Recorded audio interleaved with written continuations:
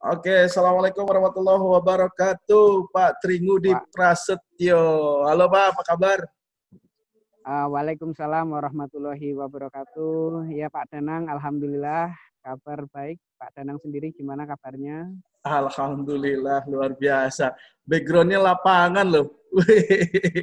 Masih di sekolah, Pak? Iya, ini kebetulan hari ini adalah PPDB. Tadi baru saja selesai evaluasi.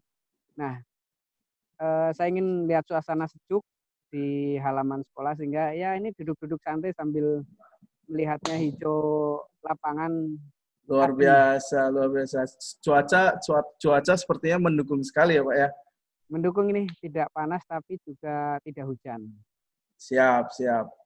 Teman-teman, nah, waduh, gimana ya? Kalau orang Kebumen udah pasti nggak perlu diperkenalkan lagi lah. Tapi mungkin kalau ada penonton dari yang lain, beliau ini, Pak Tringudi, adalah salah satu orang yang boleh saya bilang atau boleh saya label adalah salah satu orang yang mengembangkan futsal di Kebumen khususnya. Kalau di dunia futsal, pasti teman-teman tidak asing lagi dengan Kebumen, karena memang salah satu prestasi yang paling kelihatan di permukaan, utamanya di perfutsalan nasional, pasti kita tidak asing lagi dengan dua tim asal Kebumen dari SKN dan Kebumen Angel, yang pastinya sudah mungkin bisa jadi salah satu barometer juga peta kekuatan futsal di Indonesia. Nah, tapi sebelum kita ke sana, saya sebenarnya kepengen ngundang Mas Seno juga, Pak. Tapi coba nanti Iya. mungkin ke depan Mas Seno mau sharing juga. Nah, sekarang saya pengen ke si empunya dulu nih. Karena kan boleh dibilang Pak Tri itu dulu yang mengembangkan. Karena saya masih ingat banget, Pak, 2008 saya lulus. 2008 lulus SMA itu futsal sama sekali belum boom lah di Kebumen. Karena saya Iya. masih ingat saya bikin event di sekolah juga masih sepak bola, artinya belum futsal. Boleh tahu nggak sih Pak kalau jenengan memang asli Kebumen ya Pak ya? Iya, saya Tulen, Kebumen Tulen. Mantap. Pak Tringabi juga kan alumni UNJ juga ya Pak, Jakarta. Betul, betul, betul. Nah, itu boleh nggak cerita awalnya kenapa dari lulus pertama, lulus dari UNJ terus akhirnya ada di Kebumen nih Pak? Apa memang pilihan kembali ke kampung atau gimana nih? Boleh cerita sejarah dikit nggak? Oke, oke. Terima kasih Pak Danang untuk kesempatan kali ini. Mohon maaf ini pertama saya menggunakan perangkat yang seadanya karena tadi tidak direncanakan ya, tapi karena memang suasana saya juga lagi slow sehingga ya bisa sharing bersama. Siap, siap. Kemudian terkait dengan perkembangan futsal, ya mungkin saya cerita dari saya sendiri bahwa saya Kebumen Tulen, ya saya terlahir dari Desa Wonoharjo, Kecamatan Rokle, kalau dibilang itu area pegunungan. Kemudian hobi saya pada umumnya itu anak-anak pada umumnya adalah sepak bola. Kemudian lulus 2002 saya memberanikan diri merantau ke Jakarta. Ya waktu itu modal nekat aja. Tidak ada istilahnya kenal siapa atau yang mengajak siapa, nggak ada. Kemudian saya memberanikan diri untuk mendaftar di UNJ 2002 itu. Alhamdulillah saya masuk di angkatan di 2003 karena kesempatan pertama belum sempat masuk ya di 2003 itu. Nah, di situlah awal saya ketemu dengan yang namanya olahraga futsal. Waktu itu di UNJ itu masih ya ada Coach Andri Rawan, ada Sayan, dan senior-senior yang lainnya. Nah, itulah awal perkenalan saya dengan futsal. Kemudian namanya orang kampung pada umumnya, ya tapi saya punya rasa penasaran yang tinggi sehingga saya harus dapat apa dari UNJ. Maka itu saya memberanikan diri untuk aktif di organisasi, ikut mengurus futsal dan sepak bola atau kalau dulu namanya KOP. Ya, saya dari situ mengenal senior-senior, teman-teman, dosen, sampai akhirnya saya fokus pada wasit. Ya, tahu sendiri ya, kalau untuk karir pemain di sana itu kita udah saingannya kalau nggak ex Ragunan, ada ex klub Persija Junior, labelnya lah. Ya, Saya yang betul. ex sepak bola sawah ini tentu saja harus peluang mana yang bagus untuk kita ambil.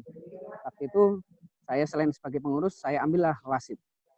Alhamdulillah dari wasit pertama saya ambil C3 2003, kenal dengan Pak Benyamin Leo Betty namanya waktu itu, yang kebetulan polisi dinas di Polda tapi ngambil ekstensi di UNJ, dan kebetulan Komwasnya Persija atau Pengcap Pusat. Kemudian dari situ saya 2004 ada peluang wasit futsal dan alhamdulillah langsung ke nasional dengan instruktur Nick Ahmad. Ya, saya nggak berpikir bahwa saya akan langsung cepat untuk jadi seorang wasit. Saya hanya ambil, ada peluang, saya ambil. Ya, walaupun berpikir waktu itu, bahkan untuk kursus pertama, saya ingat betul, Bung Ben yang Pak Ben saya sebut tadi adalah, kamu belum punya uang nggak apa-apa, ikut dulu. Itulah salah satu perkenalan saya yang luar biasa. Mudah-mudahan beliau selalu sehat dan sejahtera. Ya. Amin. Nah, kemudian setelah itu mulailah futsal di Jakarta itu juga menjamur. Saya paham betul di Jakarta itu awal-awal hanya Planet Futsal, kemudian mulai dari tugas pertama di 2004 itu ada Al-Azhar Pusat, dan berikutnya sekolah-sekolah. Akhirnya saya mendapatkan banyak relasi sampai akhirnya mendapatkan kesempatan ke Liga Amatir 2007 di Liga pertama Pro. Ya, walaupun tidak dari awal seri saya mendapatkan kepercayaan, tapi setidaknya di seri ketiga atau berapa itu karena banjir besar, saya mendapatkan kesempatan untuk bertugas di seri Yogyakarta, menggantikan salah satu senior saya karena rumahnya terkena banjir. Nah, itulah awal saya masuk ke pro. Kemudian ya saat itu sedang menikmati suasana Jakarta yang nyaman, mendapatkan kesempatan banyak hal. 2008 saya lulus S1. Kemudian di akhir tahun itu juga ada kesempatan untuk daftar CPNS. Tadinya saya tetap ingin di sana. Ya, ingin di sana, ingin di Jakarta karena sudah menikmati, oh ternyata ya mencari rezeki di Jakarta itu asal mau bergerak, mental kuat, peluang sangat banyak. Tapi karena orang tua menghendaki coba daftar di kampung halaman, akhirnya setelah lulus 2008 itu saya mendaftarkan diri di SMA 2 Kebumen. Ya, kemudian 2019 mulai ada tes dan seterusnya sampai dinyatakan lulus. Ya, alhamdulillah ternyata rezeki saya harus kembali ke kampung halaman. Nah, disitulah awal saya juga ketika sudah ada kepastian saya diterima, saya sempat berpikir bagaimana saya bisa membawa futsal ini dan meramaikan suasana di kampung halaman dengan futsal. Nah, kebetulan saya juga kenal Bang Ronald Toloh yang kebetulan waktu itu juga bergelut di IO dan juga meneliti bisnis futsal. Beliau memperkenalkan saya dengan pemilik Bintang Sport dari PSO, PSC. Ya, oke. Pak Dedi kalau nggak salah itu kebetulan tinggal di Bekasi. Beliau waktu itu 2009 ya kalau nggak salah, itu membangun PSC. Nah, saya diundang, diperkenalkan oleh Bang Tolo itu untuk melihat lapangan baru. Sekaligus diminta bantuan untuk membuka lapangan. Itu BSC Gombong atau mana, Pak? Iya, BSC Gombong. Oh iya benar, 2009 ya. Pantesan 2009. Memang, ya saya makanya ingat di SMA tuh saya nggak kenal futsal. Saya tuh kenal futsal waktu zaman kuliah. Makanya kan kalau BSC memang baru 2009 ya memang benar. Berarti mungkin awal mula perkembangan futsal Kebumen di tahun 2009 kurang lebih ya Pak ya? Iya, betul. Dan memang saya berpikir bahwa untuk menghidupkan futsal dan memasyarakatkan futsal, saya berpikir memang karena saya basic saya wasit, saya berpikir pada IO, yaitu banyaknya event, sehingga akan merangsang eh, anak-anak atau ya usia pelajar itu untuk bermain futsal. Nah, waktu itu saya diminta untuk bantuan membuka lapangan itu, saya buatlah selenggarakan event futsal pertama BSC Cup 2009 dan waktu itu adalah bulan puasa. Ya, kebetulan bulan puasa. Saya mendapatkan kesempatan itu, saya belum punya link guru-guru di Kebumen, belum ada. Saya modal nekat, bismillah, saya modal pengalaman di Jakarta, saya buat surat undangan sendiri, saya edarkan sendiri. Alhamdulillah ada sekitar 14 tim putra dan 8 tim putri. Dan itu diselenggarakan pas puasa karena pemilik BC waktu itu menginginkan bahwa dibuka lapangan itu sebelum belum Lebaran. Nah, singkat cerita, itulah awal perkembangan futsal yang diselenggarakan melalui kegiatan-kegiatan event yang akhirnya semakin ke sini semakin secara kuantitas dan kualitas insya Allah semakin baik. Luar biasa sih Pak. Memang saya tahu bagaimana perjuangannya karena apalagi BSC ya Pak. Saya tuh jujur punya kenangan juga di sana karena saya tuh kan kena lutut ligamen ACL. Iya. Nah, saya kenanya di BSC itu. Jadi lapangan itu tuh sangat berkesan dan itu mungkin lapangan pertama di Kebumen ya, benar ya? Jadi gini, waktu itu saya telusuri ternyata bukan lapangan pertama. Lapangan pertama gitu. itu adalah Filva Futsal Kebumen yang memang masih sifatnya plester dan outdoor. Oh, Filva Pejagoan bukan? Pejagoan, iya. Oh iya. Oke. Itu ternyata sudah sebelumnya ada turnamen di situ. Waktu itu penyelenggaranya salah satu partai PKS kalau nggak salah. Tapi memang belum diselenggarakan dengan betul-betul penyelenggaraan futsal, hanya sifatnya seperti sepak bola dipindahkan saja. Dan di situ tapi secara fasilitas yang memang memenuhi syarat untuk futsal ya pertama di BSC itu. Dan saya ingat memang jenengan itu ya awal-awal turun itu juga salah satu bintangnya. Walaupun akhirnya ya walaupun akhirnya cedera juga.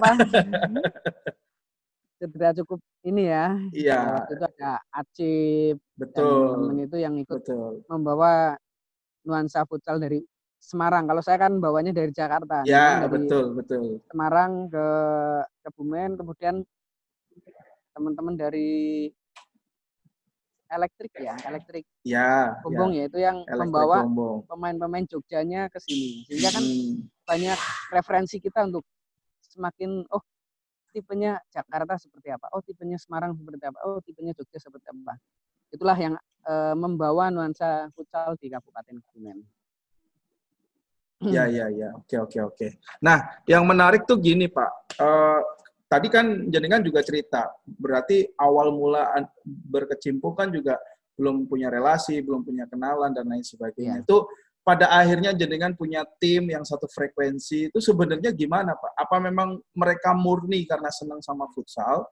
Atau mungkin ada tips dan trik dari Pak Tri untuk yang namanya kita mau membangun sesuatu kan nggak bisa sendiri ya. Kita butuh kolaborasi dengan orang lain. Itu gimana Pak? Mungkin ada cerita yang bisa disampaikan? Ya, betul sekali Pak Danang, bahwa ternyata kalau kita ingin bergerak sendiri itu akan sangat berat dan sulit. Karena itu kita harus membuat teamwork ya. Teamwork yang satu frekuensi. Yang jelas kan kita pergerakannya bukan pergerakan money oriented atau materi oriented, tapi kepada sosial dan hobi. Ya. Yeah. Nah, waktu itu penyelenggaraan awal ya, saya mencoba mencari siapa-siapa yang sekiranya memang betul-betul ya punya hobi, kemudian juga memiliki semangat yang sama di futsal, dan alhamdulillah saya diperkenalkan oleh beberapa tokoh ya seperti Pak Wiji, Pak Wawan yang waktu itu juga bergelut tertarik di wasit, ya saya rekrut sekaligus kita menjadi satu tim. Dan waktu itu kita mencari tokoh siapa ini yang sentral yang bisa menaungi. Nah, tokoh waktu itu yang pertama adalah salah satunya Pak Frans Haidar di 2000. Ya. Pak Fran itu ya awalnya saya membentuk sebuah komunitas futsal namanya KFK karena kita belum diakui secara organisasi. Ya, seperti saat ini AFK, ya kita membentuk komunitas futsal Kebumen. Ya kebetulan saya ketuanya di tahun 2011 kalau nggak salah waktu itu. Ya, sekitar hampir 4 tahun lah, 3-4 tahun baru saya mendirikan kita bersama-sama menyelenggarakan AFK atau Asosiasi Futsal Kabupaten Kebumen. Nah, waktu kita membentuk komunitas futsal Kebumen, ya kita bergeraknya event, kemudian pelatihan kita juga sempat mengikuti Dulong Mas, kemudian ya itu waktu itu kita belum punya organisasi resmi, tapi kita ada event resmi ya kita diundang. Ya, Dulong Mas itu kan kita dari KONI menyelenggarakan. Alhamdulillah kita ada kesempatan itu, kita terus berkembang. Setelah Pak Fran mulai banyak disibukkan dinas dan kemudian AFK mulai didirikan. Nah, di Porprov 2014 kalau nggak salah, kita diperkenalkan oleh Pak Badari waktu itu dengan Mas Eno. Ya, Mas Eno itu luar biasa. Itu dikabari bahwa ada Porprov futsal lolos, ya beliau hadir di Banyumas untuk memberikan spot. Dari situ kita komunikasi seperti apa sih futsal, kemudian kita juga butuh sosok yang dalam tanda kutip orang yang gila dalam arti ya dia mau mengurusi, mau memikirkan juga ya bisa mengeluarkan materi yang tidak sedikit. Nah waktu itu alhamdulillah juga Mas Seno di tahun-tahun itu masih sifatnya donatur lah, membantu kegiatan-kegiatan futsal. Baru di tahun 2017 kalau nggak salah Pak, kalau nggak salah itu atau 16 kita bentuk AFK secara resmi dan beliau ditunjuk sebagai ketua AFK pertama sampai dengan saat ini. Ya memang luar biasa sih kalau buat saya. Kata-katanya mungkin sebuah anugerah juga kan buat futsal Kebumen karena memang Bos Seno tuh luar biasa dedikasinya. Artinya saya yakin mau ada orang gila pun yang suka dengan futsal atau sepak bola atau olahraga yang lain, kalau dia tidak melihat ada orang yang dipercaya atau dia tidak melihat ada yang benar-benar di lapangan itu ngopeni secara keseluruhan, pasti juga dia tidak akan mungkin dong mengelontorkan mungkin materi, finansial, atau mungkin bahkan kepercayaan. Kan utamanya di situ, Pak. Artinya Bapak Asuh itu kan modalnya hanya percaya sebenarnya kan. Makanya kalau saya lihat tadi ada poin yang disampaikan Pak Tri bahwa kita mengembangkan ini ya nothing tulus, bukan money oriented. Itu adalah poinnya. Karena memang kebanyakan kalau saya lihat di berbagai daerah yang sudah para pengurusnya sudah money oriented, ya pasti akan kebentur.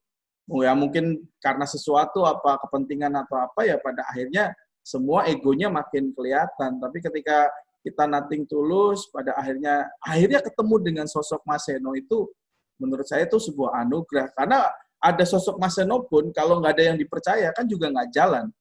Iya nggak sih? Kalau pandangan saya sih gitu. Betul. Berarti pertama kali kenal 2014. 14 kalau nggak salah itu Porprov Banyumas. Porprov. Mulai. 2014 atau 13 itu ya Pak, Porprov. Iya kalau nggak salah ya, karena kita nggak mencatat secara ini kebetulan ya. Saya masih ingat event Porprov itu karena saya pernah kram juga. Waktu itu awal itu boleh dibilang ya saya ini ya cerita awal itu benar-benar menikmati betul ya dalam arti perjuangan ya dari awal itu penyelenggara sebagai panitia, saya juga terlibat wasit, saya ikut main, saya ikut menjadi supporter, yaitu seperti sebenarnya orang yang serakah sebenarnya, cuman itu hanya untuk menyemangati yang lain. Tapi Ya. kalau setelah perkembangan semuanya bagus, ya saya hanya fokus di organisasi lah dengan masjid. Dan betul Mas Eno memang ya salah satu tokoh titik balik bagaimana percepatan perkembangan futsal Kebumen dengan apalagi dengan keberanian untuk mengikuti pro. Ya walaupun setelah beliau fokus di pro dengan tim SKN dan Kebumen Angel, saya tentu saja juga karena secara profesional saya masih di wasit, tentu saja saya masih fokus di wasit dan tidak terlibat di tim. Dan alhamdulillah teman-teman yang lain seperti Pak Dani, Pak Mas Fajar, Mas Wawan, dan teman-teman yang lain juga betul-betul dipercaya oleh Pak Seno, Mas Seno untuk membangun atmosfer di klub pro. Ya. Oke, luar biasa. Pak Tri ini profilnya lengkap sekali. Sampai hari ini masih aktif ya. Ini karena lockdown aja. Jadi liga sementara berhenti. Ya alhamdulillah saya dari Liga 1 sampai dengan saat ini masih diberikan kesempatan, dan selama kesempatan itu masih ada dari FFI, saya akan ya semangat untuk futsal. Dan walaupun tadi saya bilang ada saatnya kita mengabdi untuk apa yang kita cintai, tapi juga ada saatnya kita juga mendapatkan ya kita tidak munafik, kita mencari materi, tapi itu di sisi yang lain. Sampai saat ini saya juga kebetulan mulai merambah ke bisnis, yaitu mulai ya kecil ikut membantu lah partner dengan pemilik lapangan futsal untuk mengelola lapangan. Oke. Trickskor ya Pak? Iya betul. Mantap, luar biasa. Teman-teman kalau yang di Kebumen udah pasti tahu lah. Apalagi kemarin kan bikin trofeo SKN di situ juga tuh Pak. Iya betul. Ya. Sebagai penggiat futsal, pada akhirnya ketika ingin mengembangkan itu lebih besar, kan pasti event harus lebih banyak. Pendanaan pasti juga butuh lebih banyak.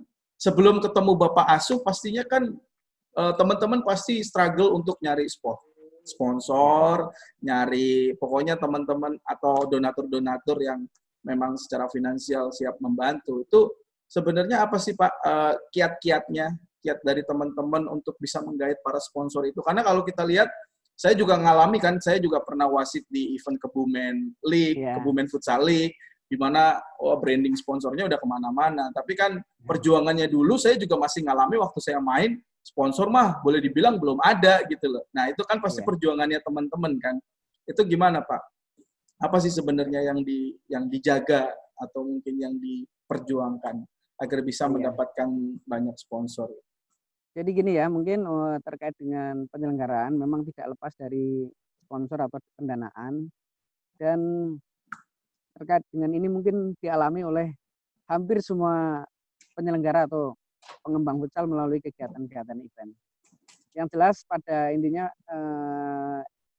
yang utama adalah niat dulu, niat kita.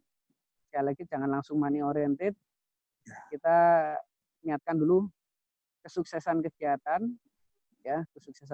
karena kalau awal pasti tidak semua pihak atau sponsor itu begitu saja untuk memberikan kepercayaan. Pasti butuh proses. Nah, yang kedua adalah jangan langsung istilahnya kasih bandrol mahal.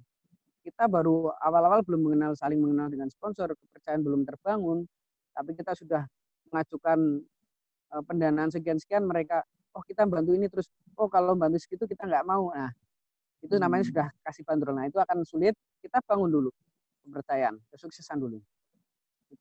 Itu yang saya rasakan, dan memang berangsur-angsur ya mulai terbangun walaupun sampai saat ini pun belum banyak istilahnya yang gila-gila itu, yang gila-gila pada pendanaan, tapi setidaknya untuk memutar event ya minimal untuk kepanitiaan, untuk hadiah, untuk penyelenggaraan itu semua bisa tertutupi ya dari kepercayaan semua pihak ya. Walaupun tadi ya mungkin bisa aja kelihatan banyak rame ya, tapi belum tentu juga hasilnya itu besar. Tapi iya, karena ya kontribusi kan sesuai dengan kemampuan masing-masing. Tapi juga kadang ada kalau 1-2 kelihatan apa ya sponsor, tapi memang besar. Yang salah satunya kan sampai saat ini memang yang terbesar dalam arti ikut dalam pembangunan kontribusi termasuk penyelenggaraan Liga Futsal. Luar biasa di Kabupaten Kebumen ya. Ya, betul. Ya memang ya kita sudah tidak asing lagi lah dengan Boseno. Teman-teman mau kita bicara di level nasional juga siapa yang nggak kenal Boseno. Sedikit kembali ke wasit tadi. Saya tertarik ketika ada momen pertama kali masuk di pro, ternyata menggantikan senior yang karena apa tuh musibah kebanjiran. 2007 kan banjir besar di Jakarta. Iya. Oke. Nah itu kan menarik Pak, karena titik tolaknya kan pasti di situ. Artinya misalkan saat itu Pak Tri dikasih kesempatan, terus mungkin performnya nggak baik, mungkin nggak dilanjut dong. Artinya kan itu pasti momen yang sangat berharga, momentum yang sangat baik untuk kita dipercaya, apalagi mungkin karena situasi yang tidak disangka, terus pada akhirnya kita punya kesempatan. Itu apa mungkin buat generasi muda nih Pak, karena kadang kan yang namanya kesempatan bisa aja nggak datang 2 kali kan. Nah itu boleh cerita gimana pengalamannya dulu Pak. Ya, jadi memang saya punya pandangan bahwa keberuntungan itu punya rumus. Keberuntungan itu adalah hasil dari kesempatan dan kesiapan. Nah, alhamdulillah waktu itu saya sudah beberapa event amatir sudah ikut terlibat, seperti Liga Mahasiswa Jakarta itu yang salah satu liga terkeras waktu itu sudah terlibat, sehingga ya mungkin secara ini sudah dipantau oleh Komisi Wasit waktu itu Pak Puja Negara, Pak Puja. Nah 2007 itu saya juga masih tidak berpikir bahwa saya sudah langsung ke level liga. Memang ada sahabat saya satu angkatan, Mas Nofri. Ya. Satu angkatan kuliah. Ya. Kemarin saya kontak beliau juga. Iya. Oh itu satu angkatan ya? Satu angkatan, kosnya juga berdekatan. Ya. Kemudian dia sudah lebih dulu mendapatkan kesempatan. Saya bersabar aja. Saya juga tidak terburu-buru. Saya menikmati prosesnya. Nah ketika itu saya ingat betul karena itu momen titik balik tadi sehingga tidak terlupakan. Waktu berjalan-jalan di mall dengan suasana banjir, ya hanya untuk mencari hiburan, tiba-tiba mendapatkan pil dari Pak Puja bahwa ada wasit senior Pak Ade, Bang Ade ya kalau nggak salah Pak siapa waktu itu, Bang Dede waktu itu kalau nggak salah tidak bisa berangkat ke Seri Jogja karena waktu itu wasit futsal itu sangat terbatas, ya hanya bisa dihitung jari atau lebih sedikit, sehingga setiap serinya itu hampir semua di bawah, ya paling hanya rotasinya sedikit sekali, tidak seperti sekarang yang sudah ratusan sehingga sangat banyak jumlahnya. Nah ketika itu saya mendapatkan telepon, siap nggak kalau turun di Jogja? Ya saya awal itu sangat kaget, di satu sisi senang, di satu sisi saya juga berpikir bagaimana saya harus, kalau saya mengiyakan, saya harus betul-betul menyiapkan performa yang bagus.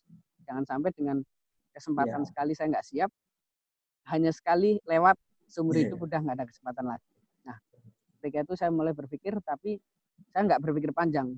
Saya iyakan, kemudian saya langsung belajar artinya saya law of the game kita baca lagi, siapkan mental, karena waktu itu saya adalah masih berstatus mahasiswa.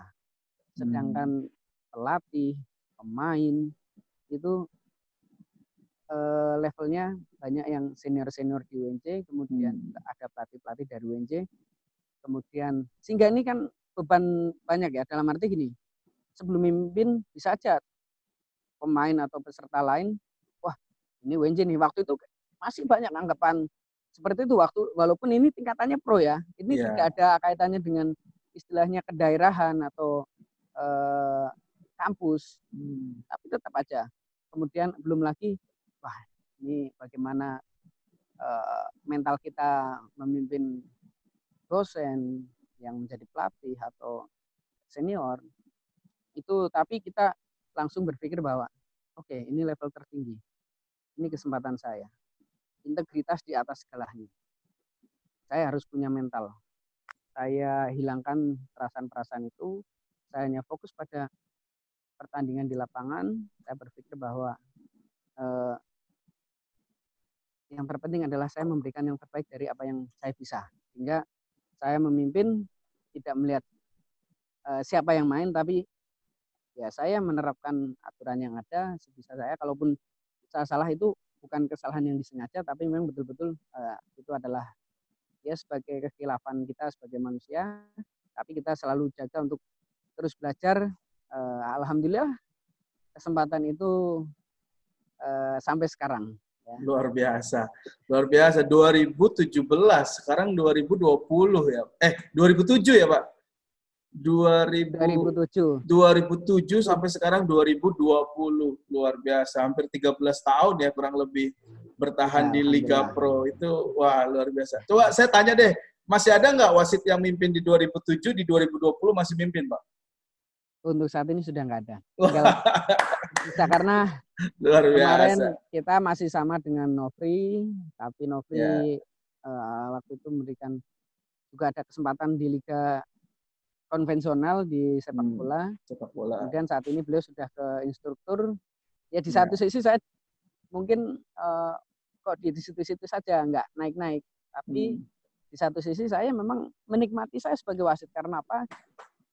Kalau di wasit itu kan dituntut banyak hal. Kita fisik harus bagus, mental harus siap, harus selalu belajar. Nah, saya anggap itu sekolah buat saya. Kalau saya nggak jadi wasit, mungkin walaupun sekarang sudah besar ini ya, tapi mungkin lebih dari ini gitu.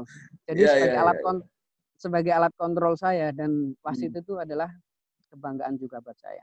Jadi kalau turun kemudian melihat supporter, suasana pemain, tegangnya pertandingan itu buat saya itu adalah kebahagiaan tersendiri. Ya, walaupun suka dukanya banyak.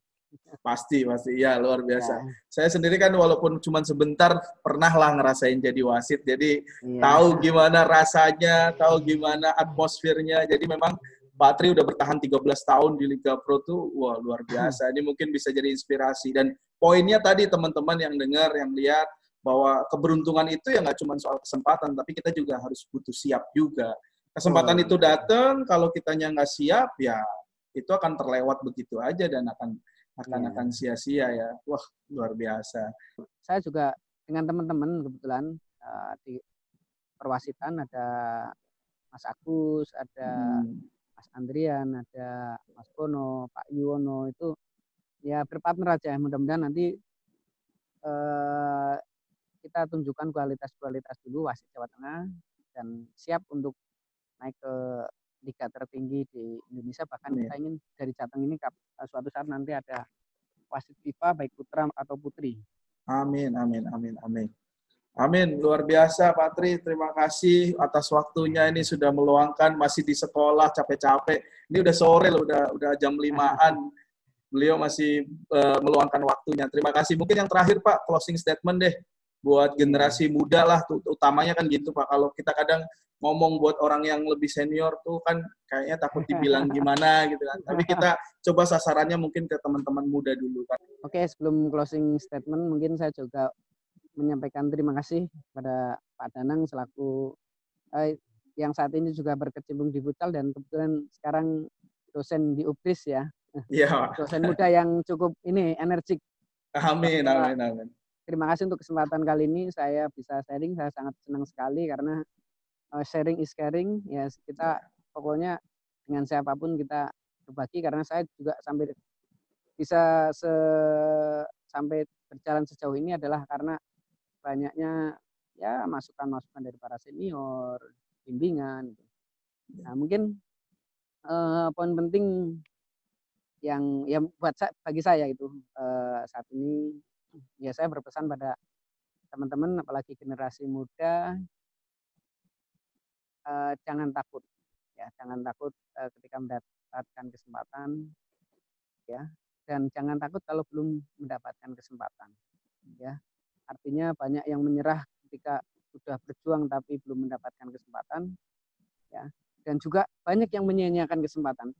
Ini adalah ketika kita mendapatkan kesempatan, ambil, berani, ya, dan belajar. Kalau belum, bersabarlah.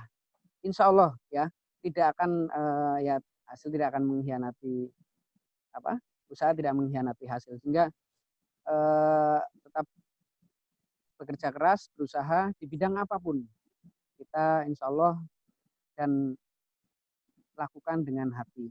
Jadi kalau dengan hati itu enak, enak, ya. Walaupun kita mungkin belum mendapatkan materi atau belum mendapatkan sesuatu, tapi rasanya kepuasan batin itu ada. Mungkin itu, dan tadi keberuntungan buat saya itu adalah ketika kesempatan dan kesiapan itu datang, ya, maka dari itu untuk rekan-rekan muda terus berkarya di bidang apapun, kesuksesan bukan untuk kita sendiri tapi untuk kita dan lingkungan kita, dan kita harus bisa berbagi. Oke, siap, luar biasa. Terima kasih Pak Tri. Sebenarnya masih banyak topik lain nih, kayak misalkan apa nih, kelas olahraga di sekolah Pak Tri atau mungkin yang lain. Jadi saya sebenarnya banyak topik, tapi kita karena terbatas waktu juga, sementara kita break di sini. Terima kasih sekali atas insight, wawasan, pengetahuan buat kita para generasi muda untuk bisa belajar dari seorang sosok Pak Tri Budi. Jadi seorang legend kalau buat saya, Pak, legend futsal Kebumen. Jadi semoga semoga banyak yang nonton, semoga teman-teman juga banyak yang terinspirasi dari cerita atau kisahnya Pak Tri. Dan saya sekali lagi ucapkan terima kasih sudah mampir ke The Podcast Virtual. Ini sebenarnya saya lagi bikin tagline podcast olahraganya Indonesia, Pak. Jadi saya pengen ngulik teman-teman yang punya pengalaman untuk bercerita. Jadi kita kan harus mempersiapkan generasi muda agar kedepannya bisa lebih baik. Nah, mungkin ini bisa menjadi salah satu ya tools atau cara atau ya alat untuk menghubungkan ke generasi muda agar mereka semakin terpacu lagi, semakin meningkat lagi semangatnya melihat para senior-senior yang sudah sukses di bidang olahraga. Itu saja, sekali lagi terima kasih Pak Tri, sukses selalu. Sama-sama. Salam buat keluarga. Sama-sama Mas, sukses juga untuk jenengan dan keluarga besar futsal Indonesia. Amin. Terima kasih. Amin. Assalamualaikum. Kesempatannya. Waalaikumsalam warahmatullahi wabarakatuh.